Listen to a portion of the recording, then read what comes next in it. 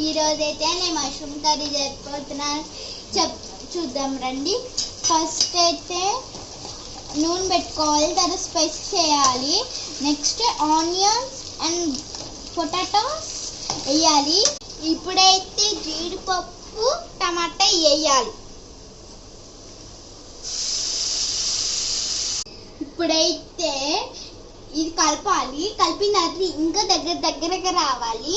4 to 5 minutes హైలో పెట్టాలి. ఇప్పుడైతే టేస్ట్కి సరిపడగా ఉప్పు వేయాలి. కారం అయితే 1.5 స్పూన్ నుంచి వేయాలి. చిటికెడ పసుపు వేయాలి. అయితే గరం మసాలా వేయాలి. ఇప్పుడైతే కట్ చేసుకున్న మష్రూమ్స్ వేయాలి. అంతే. ఆగు. అయితే పచ్చిమిర్చి కరివేపాకు, కర్రీకి సరిపోయిన వాటర్